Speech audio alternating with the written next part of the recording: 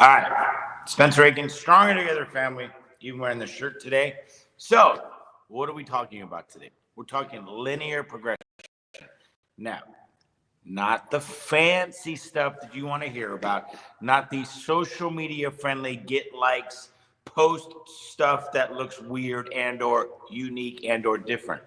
Linear progression is a theory, it's a practice, it is the accepted norm of learn a skill, practice the skill, master the skill. We do not need to be doing 12,000 different things, especially as it comes to kids, even adults, when we're trying to get good at something. If you really want to get good at basketball and you need to work on your shot, you shoot, you shoot, you shoot.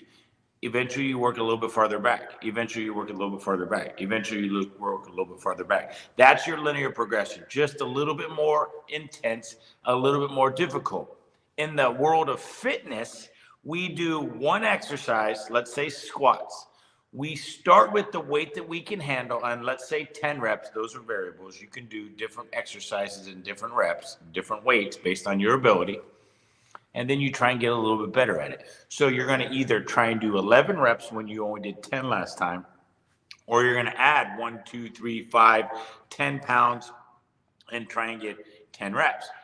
So if I did 10 reps at 100 pounds, next time I want to try and get 11 reps at 100 pounds.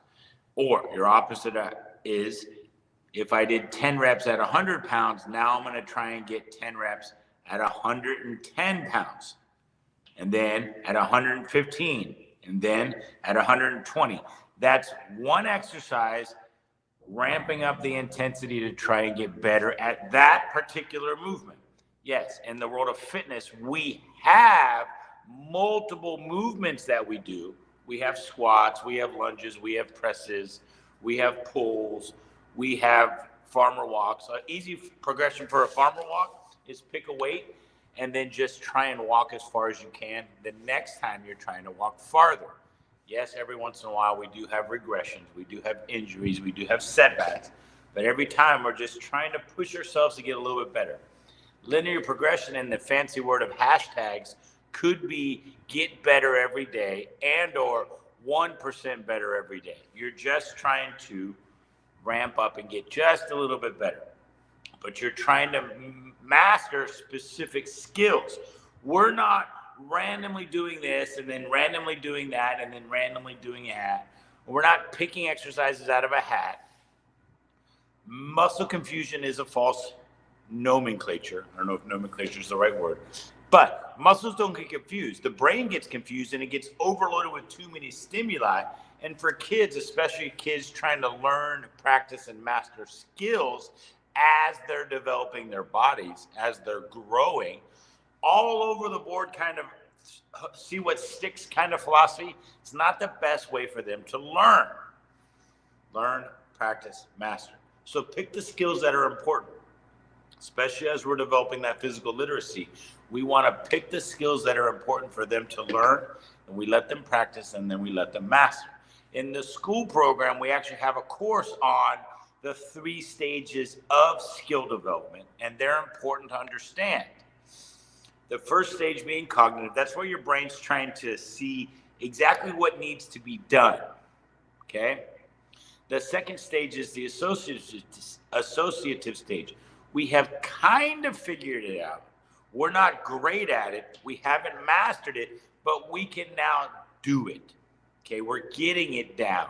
And then the third stage is the autonomous stage. This is when we can basically check out with our brain, meaning we have now mastered the movement. And now it's time for some form of new stimuli, more weight, more reps, faster, slower, variables such as unstable surface like standing on a BOSU.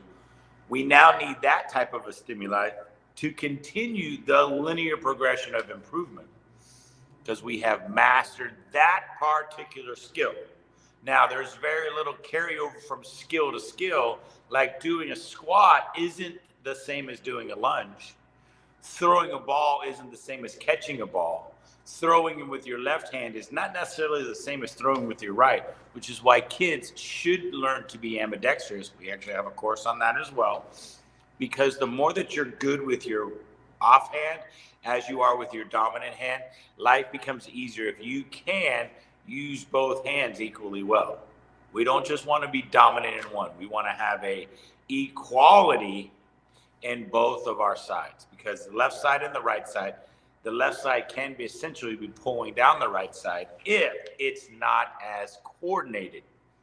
All right. We should be coordinated. We want to be coordinated. We need to raise our kids to use their left and their right equally. Life becomes easier if you can use both hands for multiple things.